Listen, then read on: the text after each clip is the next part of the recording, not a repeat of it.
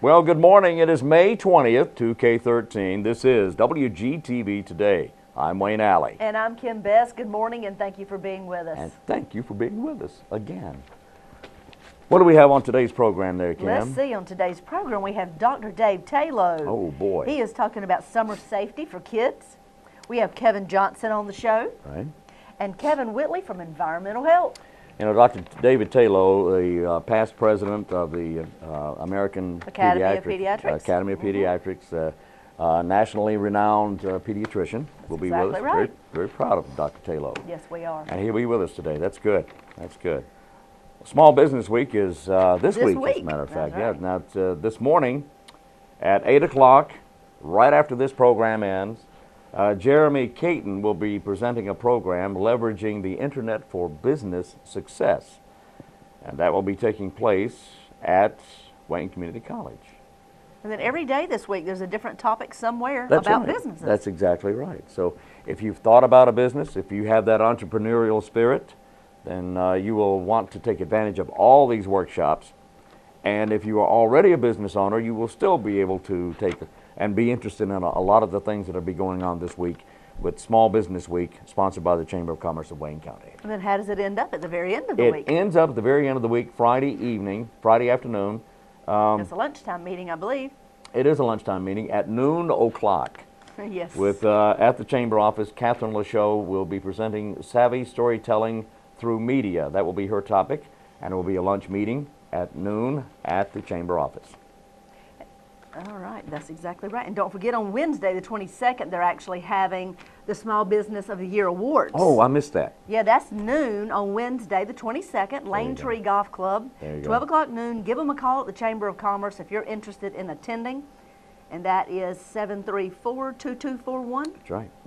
There you go, Chamber of Commerce. Day after tomorrow, the big awards thing. Right. I want to remind you, tonight we have a City Council meeting. Excuse me. The work session will begin at 5 o'clock in the large conference room in the City Hall addition. 7 o'clock p.m. we'll have the formal chamber meeting in the council chambers right there in historic City Hall. So that's 7 o'clock p.m. tonight. If you want to come and attend, we'd love to have you there. All right. And you all, the commissioners, have a meeting tomorrow night. We have a meeting tomorrow morning. Right. Mm-hmm. The briefing gets underway at 8 o'clock. And then the meeting itself gets underway at 9 o'clock, and this is all on the 4th floor of the Wayne County Courthouse in Commission Chambers. That's exactly right. All right, and you're invited. Everybody's invited to attend. That's exactly right. Oh, my goodness. Well, I don't want to read that one. I need to read over these things before we get started. It would be a good idea. Well, the Goldsboro Police Department recently came and spoke with us, and they have a program called GBAT, G-B-A-T. Yeah. And that's Goldsboro Business Against Theft. And that is for all businesses here in our community. And they want you to call the Goldsboro Police Department and find out more about it, or you can go to the City of Goldsboro's website, goldsboronc.gov, go under departments, hit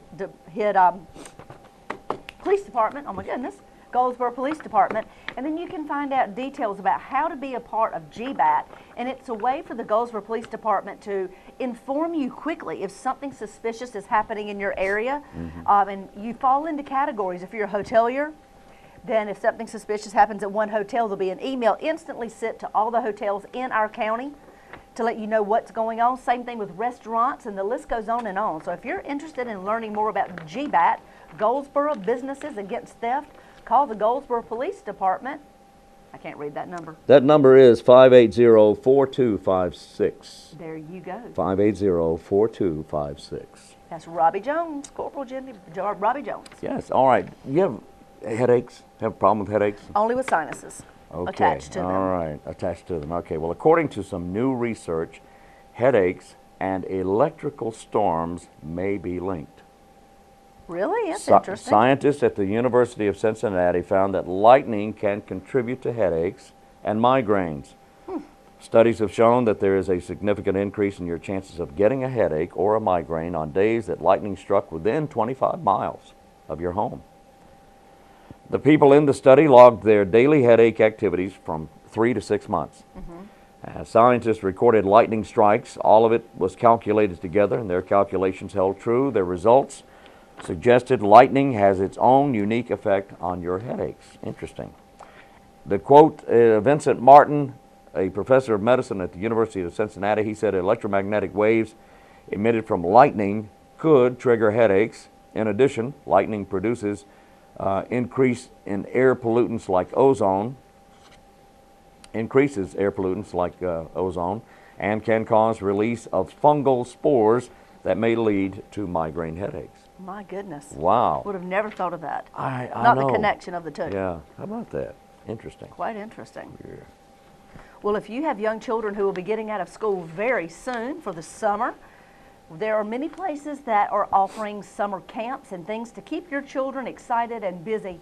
The Goldsboro Family Y has a long list of opportunities there, and so does Goldsboro Parks and Recreations. They have summer camps that keep your children excited and busy. They'll be doing things from playing softball to painting to learning how to do all kinds of activities indoors and out. So if you're interested, there's two options, the Goldsboro Family Y and the Goldsboro Parks and Recreation. Both have summer camps to keep your children happy this summer. All right. Hope everybody's happy. Yeah, we got to keep our kids happy. That's right. Well, here's our trivia question for today. Yes. If you're familiar with the book by Jonathan Swift, Gulliver's Travels, all right, you've heard of Gulliver's Travels. Within the book of Gulliver's Travels, as often authors did way back when, they created words. Shakespeare was known to create many words that are still in use today.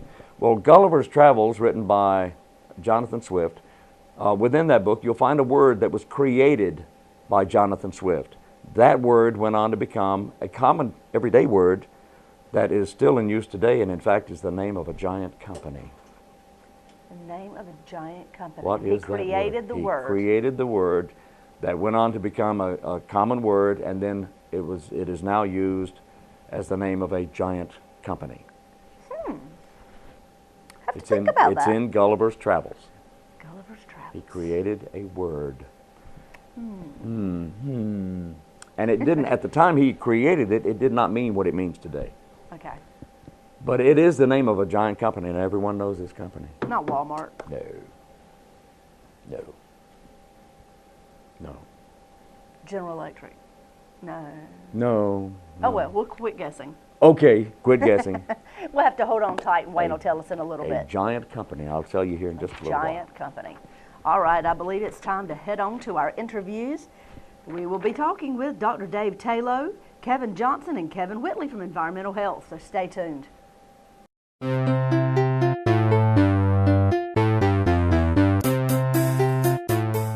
This morning we're very honored to have Dr. David TAYLOE in the studio with us. Good morning. How are you? Morning. Thank you. Thanks Appreciate you coming by. Pleasure. Well, summer is almost here. The temperatures are warming up, and there's a lot of things going on out there. And we want to touch on a couple of things this morning. First of all, I want to touch on later on we'll discuss protecting the child, what the child may run into during the summer months, bacteria and things they may contract during the summer months. But I also wanted to ask you, and we didn't talk about this, but I wanted to ask you things that have happened over the last several years. Every time you catch a newscast or you read it in the paper or a magazine, there's something. It seems like there's something new out there. Now, is there anything new out there that we don't or haven't known about, or is new technology bringing things to the forefront? What's going on? Well, probably the newest thing that impacts the office visit when we do well baby checkups is the 2011 guidelines on preventing crib death, which is a leading cause of death in the first year. Right. And the gist of that report was the baby should sleep on his or her back in her own bassinet or crib in the bedroom of the parents, and there should be absolutely no smoking in the family. Smoking in the family by anyone increases the risk by 30%. 50% of our crib deaths are really not crib deaths, and they've changed the name to sudden unexpected infant death. Oh. So SUID instead of SID. Right. And 50% of these deaths occur in the beds of adults who really shouldn't be sleeping with their babies. So that's probably the most significant change in the way we talk to parents. The other is, with my well baby checkups, is the new research showing that the number of words the baby hears the mother and father say in the first 2 years is going to predict first grade performance. And so the plethora of video game boxes and smartphones and iPads and laptops and HDTVs is sucking our adult caretakers away from our kids. And I think that's why 50% of our kids get to kindergarten needing speech and language services, and you know, a third of our third graders are not reading at grade level. So what do we do to make parents consciously aware of what they need to be doing? Well, we have that captive audience of parents, and so we try to really hammer these points home in those early well baby checkups, that the parents, whenever the child's awake, need to try to cut off all their technology and realize that technology is great, but until the child's reading at a third grade level, they're probably not going to be able to really take advantage of the technology. And so the emphasis early on is cut way back on the technology and emphasize the face-to-face talking with the baby and the young child. And that's why we give books at our visits through Reach Out and Read the first 5 years of life, and are trying to build this kind of thing into our well baby checkup. There was a time that parents felt that this was not necessary because it was just a baby. A baby can't understand what's being said. A baby can't understand what's being read or what's on TV or even in the game boxes. Right. So that's not the case, is it? No, now we know. The baby is looking at you, a parent, grandparent, aunt, uncle, trying to figure out how you talk. And so the more minutes you give this baby face-to-face with you, talking, the more likely it is the baby's going to figure it out and be talking at a normal age and have normal early brain and language development. Wow. Wow. Okay, let's get right to it. Summer is almost here. Kids are going to be going out to the swimming pools and playing in the ball fields and in the grass and in the yard. And allergies will be affecting the way they feel, and other things happen. What happens to children during the summer months when they're out and about? Well, a lot of the office visits we do in the summertime are things like swimmer's ear, sunburn, impetigo, tick bites, other insect bites, and then, of course, the tragic drownings and things of that nature. Even I was listening yesterday to a commentary on radio where they were warning that you see more automobile accidents and teenage drivers in the summertime because they just aren't in school that many hours, so they're on the road that many more hours, and parents need to really get into talking with their teenagers about safe driving during the summertime. Impetigo? What is that? Impetigo is a skin infection that's caused by common bacteria like strep, the same strep that causes strep throat, and staph, the same staph that we hear about in the hospitals with MRSA, methicillin-resistant Staph aureus. And if you get an insect bite or a scratch or a scrape, it can become infected with these bacteria, and therefore we treat those children with oral antibiotics as a rule, although you can use some topical antibiotics if it's early in the course of the impetigo. But we see a fair amount of impetigo in the summertime. That's a new one to me. Of course, I don't have any small children. But what do, it seems that of late, people are getting or contracting illnesses from scratches and from bites, particularly spider bites, insect bites. They seem to be worse now. Is that the case, or? I think what's worse is the MRSA. You know, MRSA, we have methicillin-resistant Staph aureus all over. I mean, it's what we call ubiquitous. It's everywhere. And when Staph aureus gets into the skin, the soft tissue, it creates nasty abscesses. And so we are draining abscesses on a regular basis in the office, and then the occasional child needs to be admitted to the hospital for appropriate sedation for the drainage of a large abscess. Now, they used to call this was, when you first heard of MRSA, it was a flesh-eating bacteria. And was that true? Is it a flesh-eating bacteria? MRSA is not so invasive as Group A strep. Before we had the chickenpox vaccine, we saw children who developed Group A strep on top of chickenpox, and that was the flesh-eating bacteria, was Group A strep. Whereas MRSA mainly causes these localized abscesses. And in the hospital setting, and the patient who's on cancer chemotherapy has immunosuppression, the MRSA can be invasive, but that's not very common. Okay. Wow. So it is a common occurrence, though. It's growing. MRSA is a growing problem. There's no question. Yeah, 10 years ago, I wasn't draining abscesses right and left. Wow. How do we prevent it? Is there a way?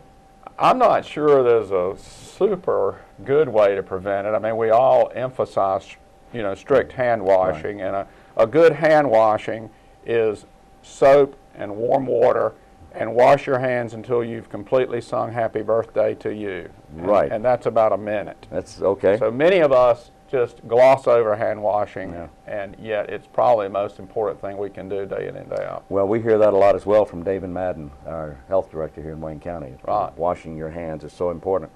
Okay, what about, let's get to what parents should be doing during the summer months to protect their child as the child goes outside, or Well, in fact indoors for that matter. We can go to sunscreen. Okay. And certainly the leading growing form of cancer in human beings is skin cancer. A lot of that is basal cell, which is local, but a lot of it's melanoma, which is malignant and can be metastatic and can cause death. And so the amount of sun exposure in childhood is known to be related to risk of skin cancer in adulthood. And so I recommend that children have as much clothing as is comfortable. Certainly when I go outside in the summertime, knowing my grandfather died of malignant melanoma, I mean, I've got on long sleeves and long pants and a hat, and I've got on my dark glasses, and the sunscreen is wherever, I need to put the sunscreen. You can start using sunscreen as early as 6 months. We recommend that babies less than 6 months be in appropriate clothing and in, protected settings like under umbrellas and so forth. But after 6 months, we can use sunscreen. We can use it frequently, and there are all sorts of special clothing that parents can purchase for their children to wear while in the water, on the water, whatever. And of course, hats and sunglasses are important. So we see a lot of sunburn, which is unfortunate. Yeah. Wow, it certainly is. So take heed and take several precautions. How strong sunscreen should you put on a child? Sunscreen starts at the 15 level and goes up pretty high. Most people recommend a sunscreen of 30 or more. And again, the number will indicate, how frequently it may need to be changed. Is there a rule that you should go by, parent, child, or adult and child? Is there Not a difference? necessarily. Okay. No, I haven't read any reports of sunscreen being harmful to children. It just hadn't been tested in the babies under 6 months. All right. Very good. The other big thing, though, is drowning. Because if you look at deaths in North Carolina in children, number one is automobiles, and that's why we're so obsessed with car seats and seat belts and putting children in the back seat and facing the rear as long as you can find a car seat big enough for the child to face the rear. Right. So all that's extremely important. But drowning is number 2 cause of death in children in our state. And of course, we're in a wet area of North Carolina. So I think it's very important that parents realize their responsibility for teaching children to swim, which means I'm not sure how many hours my wife and I spent in 4 feet of water pushing our 4 children back and forth, making sure they could dog paddle in deep water comfortably by the time they were 3 years old. Right. I don't think swimming lessons are all that important or necessary until the parents, the people the child trusts, have got the child dog paddling comfortably in deep water. And you can't waterproof a child. So even though you know your child can swim, that still means the child needs a Coast Guard approved life jacket when they're on a dock or in a boat. One of the most dangerous practices are these air inflated floaties that parents put on their children. Really? Unless the parent's going to have the child in his or her grasp while the child's in those floaties, because they're just not Coast Guard approved and not a suitable alternative. And there have been drownings that have occurred because parents assumed, oh, she's got her floaties on, she's fine. Yeah. So we really do promote, whenever children are on docks or in boats or near the water where there's any chance at all that the child would fall in the water, you really want them in a Coast Guard approved life jacket. That's just so important. Some years ago, there was a push to teach infants to swim by before they could even walk. I mean, we're talking just months of age. Sure. Is that still the case? Do we still encourage that? Yeah, I remember the water babies movement. Exactly. And I think anything you do to encourage parents to take responsibility for teaching their children to swim is good. But I'm not talking about formal swimming. I'm talking about survival, dog paddling in deep water where the child's comfortable dog paddling across the deep end of a pool with adult supervision. Once your child likes the water and is comfortable in the water, then swimming lessons are fine. And there are plenty of people in Goldsboro who are professional swimming instructors. I once was a professional swimming instructor. But that's just how I made my living before I went to medical school. And so that's important. But I think just turning your child over to the YMCA for them to get the child over their fear of the water when you've got a preschool child who doesn't trust anybody but his parents, I think it's a cop-out on the part of the parents, and we parents can do a lot more, and grandparents too, to make sure our young children are as comfortable as possible around the water, and that will decrease the risk that they might drown.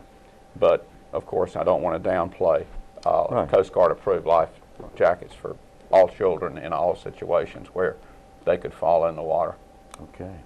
Well, we have the melanoma or the skin problems. We have drowning. Is there a third? I guess we get a lot of questions and calls about tick bites and Lyme disease and Rocky Mountain spotted fever, and you usually won't miss those problems as long as you continue to think about them. So the bottom line is, if your child sustains a tick bite, it's fine to call your doctor and talk about what are the steps you take, because a child who's had a tick bite who doesn't get sick at all during the next week probably hasn't been in contact with a bad tick. And Lyme disease is pretty well a disease of northeastern areas, although you can see it rarely in North Carolina. So we had a child recently who had a tick bite who got the big red circle. Really? You're talking about a softball-sized circle around a tick bite. Wow. And that presentation requires us to think about Lyme disease. And what we usually do is treat, because there are no really good tests to prove whether it's Lyme disease or not, because the germ you're worried about in Lyme disease cross-reacts with some of the common bacteria that are around the body, particularly in the mouth, and that renders the blood test for Lyme disease pretty worthless. So if we, like the child we saw recently, and we just didn't know for sure, we called the infectious disease folks in Greenville and talked it over, and they said, look, you just got to treat them 28 days, and that way everybody feels good about the fact that you've done all you can do, knowing that it may not even be Lyme disease because we're in North Carolina and most Lyme disease is in other places. Okay. Well, that's good to know. It doesn't mean it can't happen. It just means it's not likely. Right. Whereas Rocky Mountain spotted fever is something we do see. We do have a problem with So that. the child in the summertime who's got an unexplained headache, unexplained vomiting, unexplained rash, needs to see the doctor, and we need to have a conversation about Rocky Mountain spotted fever, because the people who die of Rocky Mountain spotted fever are the people whose parents and doctors never thought about it as a possibility. And the antibiotic we use for Rocky Mountain spotted fever is not amoxicillin, penicillin, the usual antibiotic we use for children. You have to treat it with tetracycline type antibiotics. And it's just a tricky thing to treat, but an easy thing to treat if everybody's thinking about the possibility of Rocky Mountain spotted fever. So you don't want to think your child in the summertime, oh, just has the flu, and I'm not going to call the doctor, because when I hear about a child acting like they have flu in the summertime, about the first thing that pops into my head is, let's not miss Rocky Mountain spotted fever, because 50% of those children, no one remembers a tick bite. And so you're dealing with a child who just is sick with some fever, laying around, may have a rash, may have a little vomiting, and you've just got to tuck that Rocky Mountain spotted fever possibility in the back of your mind. All right. Now, that doesn't mean that all ticks carry this disease, No. but you really have to be careful. If those symptoms appear, then see your doctor. Exactly. All right. Wow. This is a lot to take in here. Dr. David TAYLOE, our pediatrician, past president of the American Pediatric Society American Association. Academy of Pediatrics. That's what I meant to say. There Right. you go. There you go. It's very confusing. It is all confusing. our different organizations, but yeah, it was fun to serve the Academy for 3 years. Oh, I'm sure. Fly all over the world. The world, actually. really. But I'm glad to be back in Goldsboro. And That's great. Well, we're happy to have you a back. normal lifestyle. Yeah. Normal lifestyle, huh? Somewhat normal. Don't ask my wife about it. Okay. All right, Dr. David TAYLOE, Goldsboro Pediatrics. Thank you so much for Thank being you, with Wayne. us today. Appreciate it. All right. It's been good.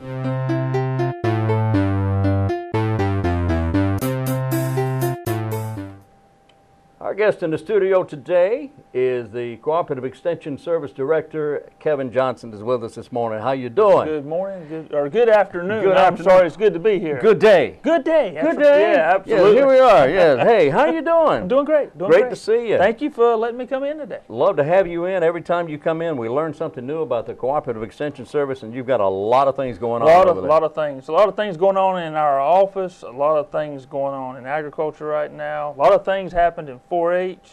There's always something going on. You know, our family consumer science programs, always something going on in extension. I'll tell you what, summer is right around the corner. We've got a great start to spring, although the weather has been a bit on the cooler side. It has. How does that affect the farmers? Well, to be honest, it's delayed them in planting their corn. It's delayed them in transplanting their tobacco, and it's going to delay them in planting cotton, soybeans, peanuts. So it's going to delay them a little bit. But we have had some very beneficial rainfalls, and that's been wonderful. Okay, and the cool weather, has that had an effect? Not really, not really. It's besides the delay, The and delay in that, actually, yeah. but there's really not going to be a problem with the crops that are already out there, the Yeah. corn that's established, the Right. tobacco that's been transplanted. It really won't be a problem. The corn the corn has to have a certain window that it has to have rain. When is that window approximately? Well, of course, we won't rain the whole season long, but we have got to have rain when it tassels. Okay. When it tassels, that's, you know, when you'll have those fruiting structures, which that's the silks you see on the actual ear, and of course the tassels, but you've got to have it at that moment because that's when pollination is occurring. If there's a lack of rainfall or if there is extreme heat, it can kill the pollen. It'll make it difficult, even if it pollinates, it'll make it difficult for the ears to feel or the kernels to feel. So it's very crucial, you know, and that's going to be end of June, into July. Okay. It's going to be, you know, really in the end of June is when that's going to occur. Okay. All right. What about everything else? How are we doing on soybeans this year? Well, you know, the soybean crop has not been planted, but we have How will we do then? We will do good. I hope we do. Well, we will have a lot of soybeans. Okay. And the reason I know that is because we have a record wheat crop planted, over 40,000 acres of wheat in Wayne County this year. And we're generally always third or fourth in the state as far as, you know, county rank in wheat production. We're one of the top wheat producers in the state. And we generally are in the mid-30s, but this year we're at 40,000 acres. Really? And that's because... In wheat? In wheat. And what happens is if people really notice when the wheat crop is harvested, we go back and plant beans in those wheat fields. So we know we're going to have a big wheat crop, a big soybean crop. I would suspect that we'll have 65, close to 70,000 acres of soybeans this Really? year. Yeah. If we had 70, that would be a record. I don't know if we'll get to that level, Okay. but I know we'll have at least 65,000 acres of All right. soybeans. Is tobacco still king? Tobacco is still the #1 cash crop. Cash crop. Cash crop. Usually anywhere from 9 to 10,000 acres. So it's the #1 cash crop. And we are one of the major players in the United States in tobacco production. But it's, you know, for the overall scheme of agriculture in Wayne County, it's important, but it's not the main player by no means. Okay. The sorghum, Sorghum. crop, how are we doing with that? How did that do? It did well last year. It did really well. Last year, that's new to us. Is that right? It was really new. Sorghum's been around for years and years. We used to call it Milo. Right. And it's been around a long time. Last year, our production increased like 35 times. You know, we went from like 100 acres to 3,000 acres. Wow. So our production really went up last year, and it was a great year. As we recall, we had adequate rainfall, temperatures weren't extreme, so our growers did really well with the grain sorghum. I don't know how much sorghum we'll have this year, but we will have significant acres. I don't know if we'll have 3,000 acres. We might have 2,500 acres, something like that. And it's a good fit for our livestock integrators, like Goldsboro Millen and Murphy Brown and Case and the different integrators, because it's allowing them to purchase local grain. Anytime they can buy something local, they don't have to have it shipped in on rail. Anytime grain is coming from the Midwest on rail, it's extra cost for our integrators. And we might explain that sorghum is used by livestock growers, and it's not for human consumption. It's not for human consumption. It's just like most of our local corn is all used for livestock feed. Right. Okay. Same with our wheat. Hold it. Now, you said all our local corn. Almost all. Almost all our local corn is used for livestock feed. Yes. The corn we eat locally, the corn we eat comes from elsewhere then? Well, the sweet corn is just a minute amount of acres. You know, if we have 35, 40,000 acres of corn, you know, we might not have but 1,500 acres of sweet corn. Okay. You know, so yes, there's a lot of local sweet corn. We want everyone to go out and purchase local sweet corn. Oh, yeah. But most of the corn you see in the fields, it's for grain and it's to feed the livestock. Okay. This is good, though, isn't it? Isn't our livestock here in Wayne County healthy livestock compared to other parts of the country? It really is. We're in one of those geographic areas in the United States that has a lot of livestock. That's good for our economy. You know, it's you know, local food. I mean, you got to look at it from it's local food, but it's an economic engine. That's key. You know, agriculture is the #1 industry. Livestock is probably 2/3 of our total farm income. Wow. So that's just how important it is. And if you look at the largest industries in Wayne County, most of them, or a lot of them, are ag businesses. So, you know, and that would be Goldsboro Millen, that would be Case Farms, Mount Olive Pickle. So agriculture is so important. It is so important, and those companies you named, that's just a couple of companies, but they employ so many people. So many. Hundreds of people. In fact, a lot of our, we come out every 5 years, we do surveys with farmers. We have the Census of Agriculture, and there's other different entities out there that survey agriculture. But the last numbers we have was that there's 11,831 people employed in agriculture in Wayne County. So that's roughly 10%. Yes. 9 or 10% of all the population, including children, of the entire population, not just the workforce. That are employed in agriculture. Employed in agriculture. Yes. That's so important to us here in Wayne County. And you know, you can say, well, where are they? That's on the farm. That's working for these integrators. You may working for Mount Olive Pickle.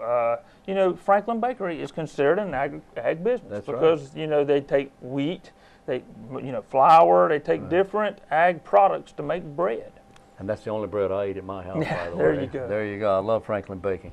And Tom Buffkin is a nice guy. Oh, he's a good guy, and he puts that aroma in the air, so you want more bread. I want to live across the street from Franklin Baking Company. I would be a big person. I understand. All right, let's change gears now. What about cotton? How are we doing? Is that falling off still? Cotton is falling off. The world price for cotton has gone down, and so our growers, they just can't.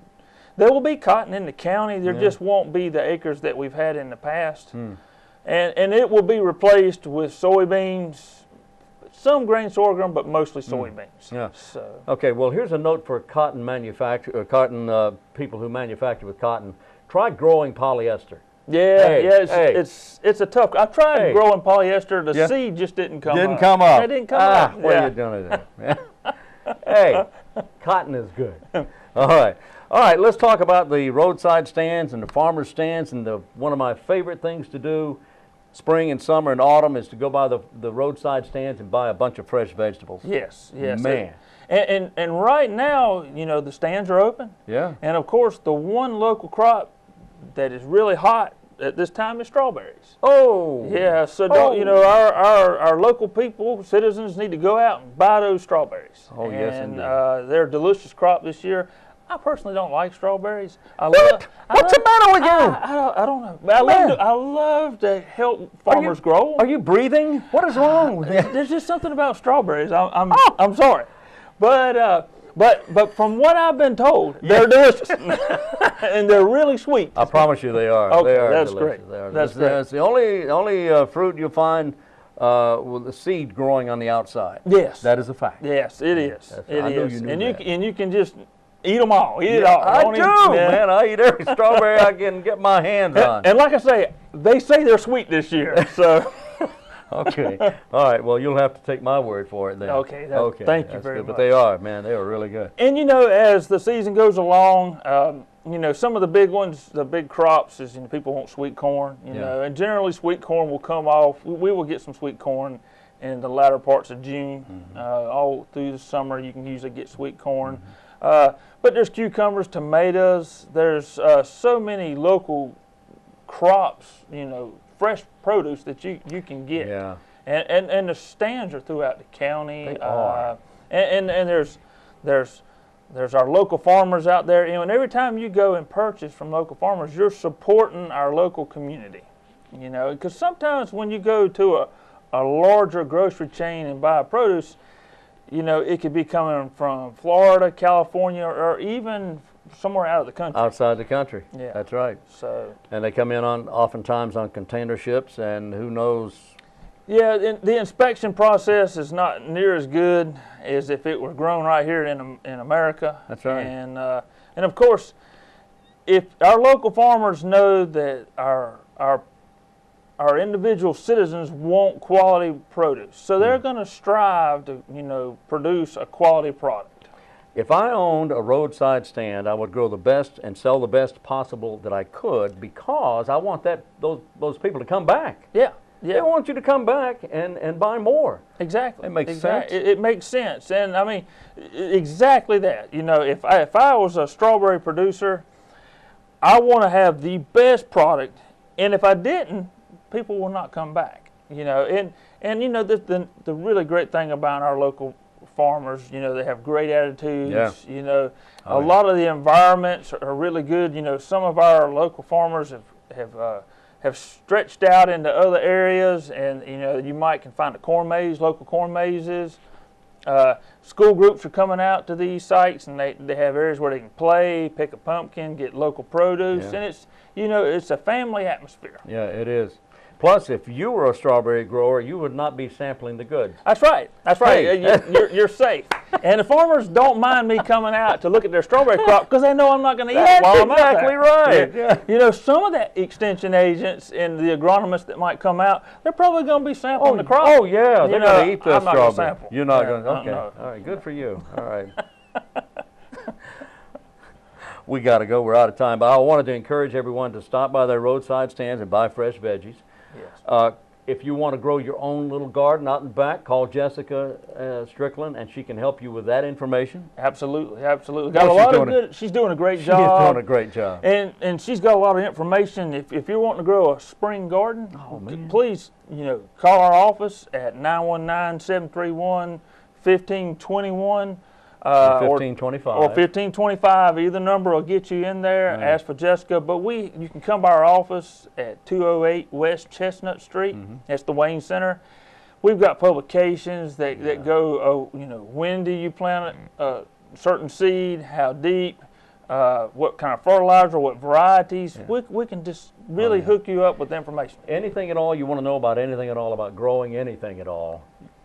You come to us. If there's anything you want to know about anything, just come to us. That's right.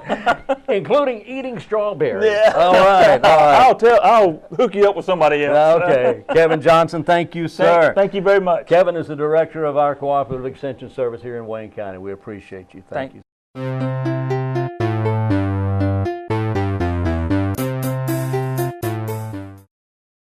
Our guest today here in the studio is Kevin Whitley, who is Director of the Environmental Health Department of the Wayne County Government. Kevin, thank you for being with us. Thanks for having me. Now, what is it? We have a health department and we have an environmental thing. What do you do? Environmental health, what is that? Okay, environmental health is part of the health department, and environmental health is broken down into basically two sections. You have the on-site water protection section, which deals with septic systems and wells, and then you have the food and lodging section, and they inspect any food handling establishment, that would be restaurants, school lunchrooms, hot dog stands, temporary food vendors at, say, a festival. We go out and inspect them as well. And then we also do meat markets, daycares, swimming pools, and tattoo parlors. And we do some lead investigations for children that have been found to have been lead poisoned. So just about anything the public comes in contact with outside their home. Yes, sir. Yes, sir.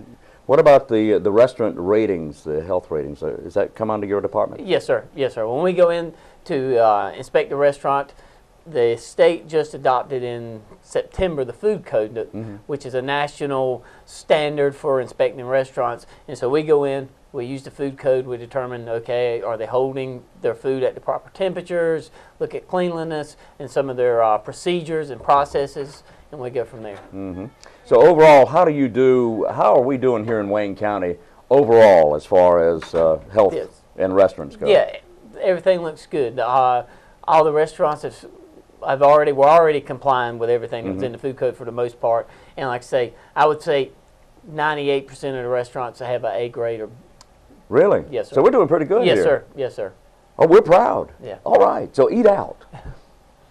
But eat out consciously. I mean, Yeah. you know, don't overdo it, right? Yes, sir. All right. So you also swimming pools? Yes, sir. Swimming Right. pools, which they're just getting started because everybody's, you know, it's springtime and Memorial Day coming up. Everybody's ready to go swimming. Oh, yeah. And so those applications are coming in. When we go in, we make sure that everything is there as far as meet all the safety requirements as far as the way the gates latches.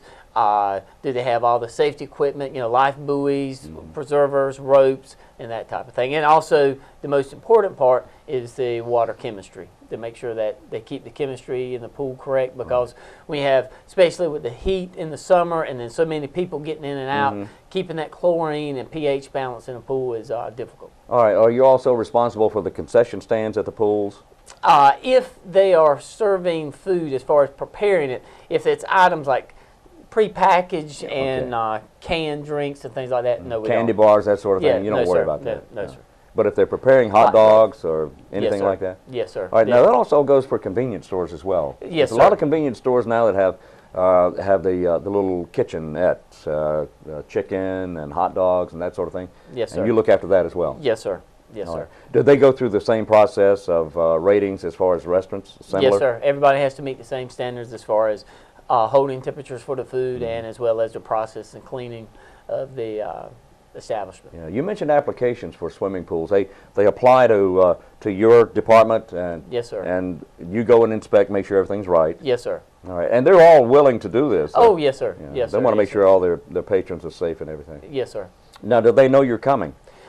Yes, because see, most of the pools in the county are seasonal, and their permits expire most of the time in October, and so they know for them to reopen in the spring, they have to reapply. All right. Now, what about the restaurants? Do they know you're coming for an inspection? No, all the inspections are unannounced, so we want to try to get an accurate picture of what exactly they're doing in there. And I'm sure that the restaurants are also willing for you to come by and look at what they may, for their ratings and such. Oh, yes, sir. And then if they have a question, like say, it's a partnership. We try to work with the restaurants, and like say, when we're in there, we're also inspecting, but plus we're trying to educate if there's something that maybe they're doing wrong or could be done better. Let me put it that way. Okay, very good. So we have swimming pools and restaurants, and what else was it you Well, listed? the other major section would be on-site water protection section. They deal with septic systems and wells. So before anybody can build a house on a piece of property, it has to be evaluated, the soil does, to make sure it's suitable for a septic system. And in Wayne County, the main thing we have to deal with is a high water table. Yeah. And so we need to make sure that the water table is deep enough in the ground that they can put in a septic system and treat the sewage, and it won't have any issues with it surfacing or backing up in the home. This is what we call perking. We want to make sure the land perks. Yeah, everybody says perk test, but they haven't done a perk test since the late 80s. Oh, well, now see, that tells you how old I am, right? Yeah. But now we do soil evaluations where we look at the, first of all, the water table, then we look at the soil structure and its texture, meaning is it a sand, silt, clay, that type of thing. Right. Okay. And then the other thing, which just started in '07 when the state required private water supplies to be permitted through the county, we have well permits we issue. And we go out, and a lot of people are getting irrigation wells. We got to make sure that that well is sited in the proper location, meaning that has the setbacks from the house, which is 25 feet, at least 50 from any septic system. And the thing is that these rules are set up to protect the water resource. I know a lot of people say, well, where does it matter where I put it? I'm on county water. Well, we're trying to protect the resource. If we protect it, then you get clean water. Okay. What if it doesn't pass the test? What, for a septic system? Yeah. Yeah. Then they have some options. They can either pump off-site, meaning that they would keep their septic system, or as far as the septic tank, on the property, and then they would pump the sewage, just the liquid part, over to some adjoining property, and sometimes it can be 3,000 or 4,000 feet away, where there's some suitable soil. And so that's what helps. The state has been doing that since the early 90s, and it helps when developers develop a subdivision, that when they put a road in, they can put homes all along that road, and even though there's some property in there that wouldn't pass, they can still pump that sewage off-site and then keep the continuity of the homes in the subdivision. Okay, when you say off-site, are you saying pump it onto you're not talking about pumping it on someone else's property? Well, most of the time, those people own the off-site area. Okay. But sometimes they are granted easements, as far as the person says, okay, I agree to allow you to have use of this property for your septic system for as long as you need it. All right, what would cause a property not to pass the test? Like I say, What kind of soil are we talking about? well, most of the time it's a high water table. And so if the state says that if the water table comes up to within 12 inches of the surface at any time during the year, then the lot has to be considered unsuitable, because the way you treat the sewage is you have to expose the bacteria to oxygen. And if the water table's high, if you put the sewage or the effluent water from the tank into the water table, you don't get any, you're going from one anaerobic environment into another, and so there's no treatment of the sewage. So the reason why it's so important to get that separation from the water table is by exposing the bacteria to oxygen, we kill the bacteria and then make it safe. Okay, and then everybody's healthy. Yes, sir. That's what it's all about. Yes, sir. All right, Kevin, what if someone has a question about what you do, or if they have a question in your office? Now, they need, well, okay, first of all, back up. We need permits to open swimming pools. Yes, sir. You inspect restaurants. Yes, and then there's the water thing. Yeah. Do they contact your office to come out and inspect for the water? Yes, sir. They have to come. Yeah, there's a fee for the wells are $200, and the septic system permits are $250. Okay. And as far as the restaurants, they get permitted through the state. We inspect them, and then they pay a fee to the state each year. But most of the time, when a new restaurant opens, they always contact us, because we want to go over the rules and make sure that whatever they're going to want to serve, or what their menu is going to be, that their facility is set up to accommodate it. All right. Well, the Environmental Health Department with Kevin Whitley at the helm is making sure that you're safe here in Wayne County. That's the bottom line. Yes, sir. Keeping the public safe. Yep, Kevin, thank you so much for being with us. Now, what is your phone number? Somebody has a question. 919-731-1174. 731-1174. Our guest has been Kevin Whitley of the Wayne County Environmental Health Department. Thank you.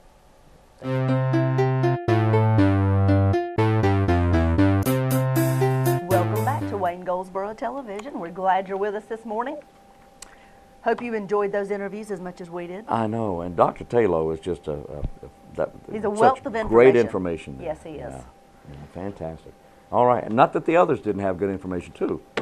I enjoy our interviews, I do.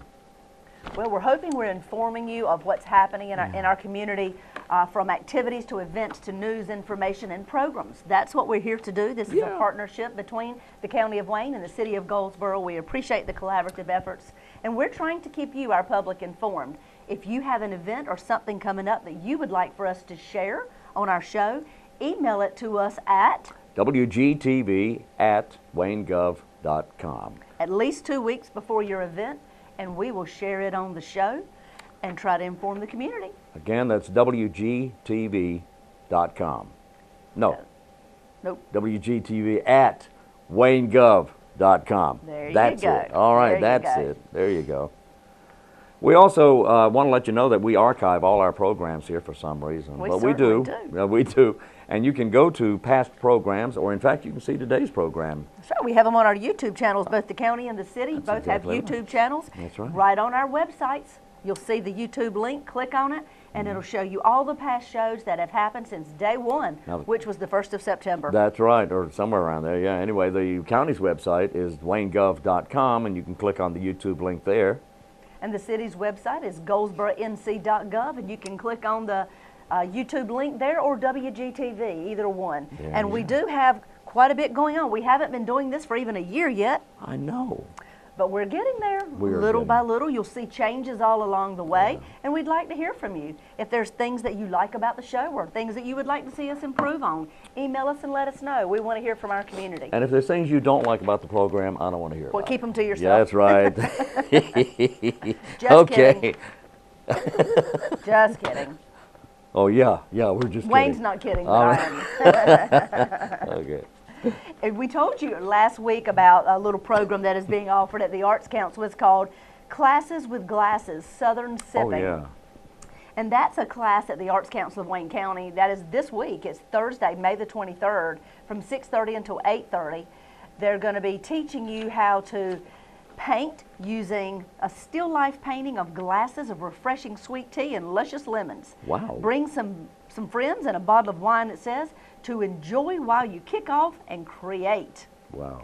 Thursday the 23rd, 6:30 to 8:30. Call the Arts Council of Wayne County if you're interested in finding out more about that. All right. Coming up June 11th, the 150th anniversary of the Battle of Gettysburg will be discussed at the Wayne Community College in Moffett Auditorium there. That could be Randy Sauls. I'm not sure who It would could very well be. But 150th anniversary of the Civil War Battle of Gettysburg. Coming up June 11th, 7 p.m. at Wayne Community College. And we are so excited to say we have well over 100 entries now. Really? With the city's motto contest that we're having, the All phrase right. that pays, what's in a name? What's in a name? And we want to hear from you. If you've not sent in yours, why not? Get on the ball, send it in. Email it to, I had to think what my website was, GOLDSBORONC.gov. You can go to that website and click on what's in a name, and you can do it right there online, or you can come in the front doors of City Hall. You'll see applications that look just like this. And you can fill them out and hand them right in. But we want to hear from you. What you think about your city? It'll be the city of Goldsboro, something, something, something, something. We got it. We got it. We wanted that something, something, something to be the new motto. There you go. We want you to find out what we can replace that with. There you go. And we want it to come from you, the citizens of Goldsboro. All right. Now, Yes. our trivia question Yes. for today. The trivia question was Mm-hmm. Jonathan Swift's Gulliver's Travels. Within that book, Yes. he created A a new word. word, as authors often did back at that during that time. This new word went on to become part of our common language. I can't and wait this to hear new this. word went on to become the name of a major, major corporation. I guessed Walmart, that's wrong. I guessed General Electric, that's wrong. Yahoo. Yahoo. That's it. How about that? That word was invented by Jonathan Swift. Really? What did it mean when he invented it? I can't tell you because it's not very nice. Oh, it's not very nice. Really? Interesting. But it went on to become Yahoo. Yahoo. Yahoo. Isn't there a drink named Yahoo? That's Yoo-hoo. Yoo-hoo, sorry. No, Close- that's okay. Close enough. Close enough. That's Close a good enough. chocolate drink. It is good. I love so there's Yoo-hoo. a Yoo-hoo and a Yahoo. Yoo-hoo and a Yahoo. I'm a little bit of both, in fact. I'm somewhere in between. Interesting. Well, that Yes. is pretty neat, Wayne Alley. Once again, I'm glad you learned a piece of trivia today. Take that and impress somebody along the way today. Yeah, okay. In the meantime, we'll be back tomorrow morning at 7 o'clock here on WGTV today. Join us then. We're on Channel 10. We're also on Channel 99 if you subscribe to UVerse from AT&T. And that's a growing market as well. They're expanding all the time. Yes, they are. So you can get us a lot of ways, including on YouTube. our YouTube site. That's Facebook exactly pages, right. both the city and the county have Facebook pages, and we put these different shows on there as well, especially where we have extreme featured guests that a lot of them come out of town and various things like that. That's right, and they even come out of the woodwork sometimes. So join us tomorrow morning at 7 o'clock on WGTV Today. And until then, I'm Wayne Alley. And I'm Kim Best, and this is what's happening in your community.